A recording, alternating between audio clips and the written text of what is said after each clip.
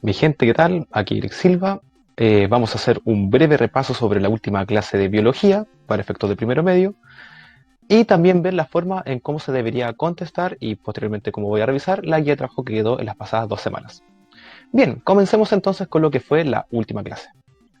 Bien, para empezar, después de ver un pequeño resumen sobre lo que era la sistemática y lo que era la taxonomía, empezamos a ver las diferencias entre el nombre científico y lo que era el nombre común de cada especie, ya sea animales, plantas, etc. Para esto empezamos a ver claros ejemplos cómo uno podía variar los nombres científicos. En el caso de la clase pusimos de ejemplo a dos marsupiales y a un mamífero. En este caso, el mamífero correspondía al ratón de cola larga, pero me enfaticé en por qué es importante diferenciar entre las especies. Cada especie, con sus respectivas diferencias, iba a representar ciertos roles en cada ecosistema, y ocurren problemas graves cuando se confunden entre especies. Imagínense confundir entre uno de los pocos marsupiales que hay en el mundo con un ratón de cola larga, y es algo que puede ocurrir y ocurre de forma bastante frecuente. Es por eso que la clase, en donde empezamos a conocer el nombre para reconocer la existencia, empezamos a identificar las categorías taxonómicas. Antes de eso, vimos las reglas del sistema binominal.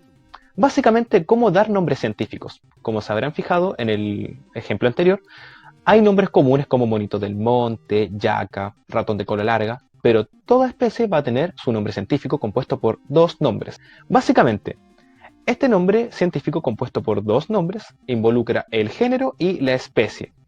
Como podemos ver aquí, en este ejemplo que tenemos el Nothofagus, vamos a tener dos representantes de este mismo género.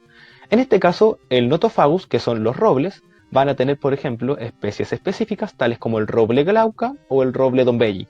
Son especies diferentes, pero son del mismo género, es decir, están emparentados cercanamente. Pero para poder diferenciarlos, otorgamos estos dos nombres científicos. Y vimos las reglas, que era que el nombre del género tenía que tener mayúscula, siempre tiene que tener mayúscula, y el nombre de la especie tiene que partir con minúscula.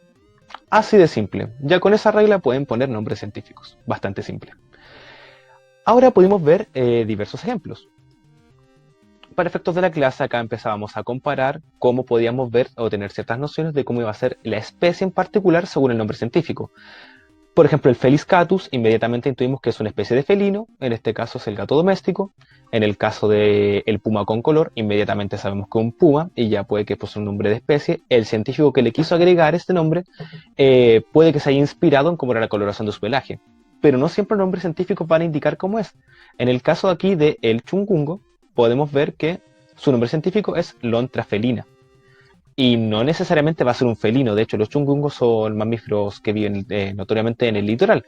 Pero la persona que los encontró se inspiró en los gatos, ya que el nombre común que tienen en algunas partes es gato de mar, como les dicen. Pero no por eso va a ser parte del familiar de los felinos como los gatos. De hecho podemos ver que el género de los gatos es Felis y el género de los chungungos es Lontra. Solamente el nombre científico va a determinar si son del mismo género o no. Ahora también podemos ver que también pueden entregar, por ejemplo, evidencia de cómo son las características del animal, de dónde vienen, cómo es el hábitat. Para efectos prácticos ahí en la clase empezamos a ver ejemplos que muchas veces los nombres vienen inspirados del latín, a veces no, pero es una tendencia que se usaba antiguamente. Hoy en día solamente hay que basarse en esta regla del sistema binominal. Dos nombres, uno para el género, otro para la especie.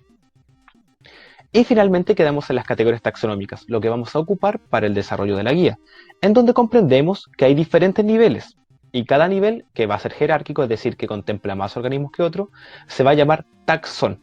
Para efectos prácticos ocupamos este ejemplo que pueden encontrar en su libro de clases, el Fitzroya Cupressóides. En la página 53 podrán encontrar este mismo esquema, donde se puede evidenciar cómo funcionan las diferentes categorías taxonómicas, partiendo de la categoría de mayor nivel, que es la que se considera el dominio. Para el ejemplo de la Fitzroya Cupressóides, el dominio sería Eucaria, es decir, miembro de los eucariontes. El reino pertenece al reino de las plantas, el reino Plantae. Así vamos a ir sucesivamente bajando a un taxón o a una categoría taxonómica más específica hasta llegar finalmente al género y a la especie, donde como vimos, el nombre científico del alerce es Fitzroya Cupressóides. Por lo tanto, el género va a ser Fitzroya, como se puede ver aquí, Y la especie, en específico, contempla todo el nombre científico, Fitzroy Cupersoides. De acá podemos ver que cada taxón va a compartir ciertas características. Por ejemplo, en el reino Plantae, o de los vegetales, todos van a poder hacer fotosíntesis, también van a tener estructuras como las células vegetales, etc. Y por lo mismo decimos que cada categoría, al medida que van subiendo en su categoría, va a contemplar una mayor cantidad de organismos. En el dominio Eucaria están todos los eucariontes, es decir, casi todas las especies que uno conoce. Los únicos que estarían fuera serían los procariontes, las bacterias. En cambio, si bajamos hasta un dominio mucho menor, por ejemplo, en la familia de las Pinaceae, solamente contemplan a los pinos, es decir, hay una menor cantidad de organismos.